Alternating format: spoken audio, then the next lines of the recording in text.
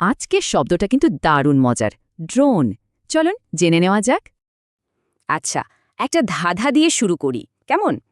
এই দুটো ছবির মধ্যে মিল কোথায় বলুন তো? এর উত্তরটা আছে রিনার এই ছোট্ট গল্পে। ও এখনও ইতিহাস ক্লাসে।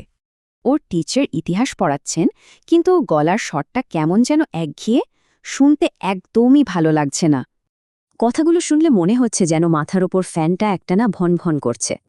ক্লাসে তো ওর মনই বসছে না, তাই জানালা দিয়ে বাইরে তাকিয়ে প্লেন ওড়ানোর কথা ভাবছে। চলুন এবার গল্পটা একটু বুঝে নিই। প্রথমে আসি স্যারের ওই বোরিং বক্তৃতার কথায়।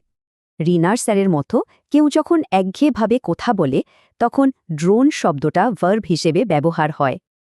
আচ্ছা, ক্লাসের ফ্যানটার কথা মনে আছে? ওই শব্দের সাথেও কিন্তু একটা যোগ আছে। এই রকম একটা না, নিচু গুঞ্জন শব্দকেও ড্রোন বলা হয়। এখানে শব্দটা একটা নাউন। তার মানে ভার্ব হলো একঘেয়েভাবে কথা বলাটা, আর নাউন হলো সে একঘেয়ে শব্দটা। এবার গল্পের দ্বিতীয় অংশে যায়, মানে রিনার ওই উড়ন্ত মেশিনের স্বপ্নে।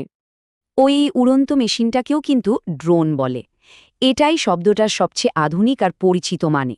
এই সব ড্রোন আজকাল কত কাজেই না লাগে, যেমন ধরুন আকাশ থেকে ছবি তোলা বা ভিডিও করা।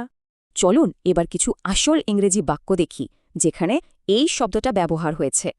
এখানে প্রফেসর অর্থনীতির তত্ত্ব নিয়ে একঘেয়েভাবে বকবক করছিলেন। এটা হলো ভার্বের ব্যবহার। আর এখানে এয়ার কন্ডিশনারের একটানা শব্দটাকে ড্রোন বলা হচ্ছে। এটা হলো নাউন। এই বাক্যে ড্রোনস মানে হল চালকবিহীন বিমান, যা মিলিটারি নজরদারির জন্য ব্যবহার করে। তাহলে ড্রোন শব্দটার তিনটা প্রধান মানে দাঁড়ালো। চলুন আরেকবার দেখে নিই। দেখুন, তিনটা ব্যবহারই কত পরিষ্কার। একঘেয়ে কথা, গুনগুন শব্দ আর উড়ন্ত একটা যন্ত্র। এখন ভাবার বিষয় হল একটা প্রেজেন্টেশনকে কিভাবে আকর্ষণীয় করে তোলা যায় যাতে সেটা একঘেয়ে না শোনায়।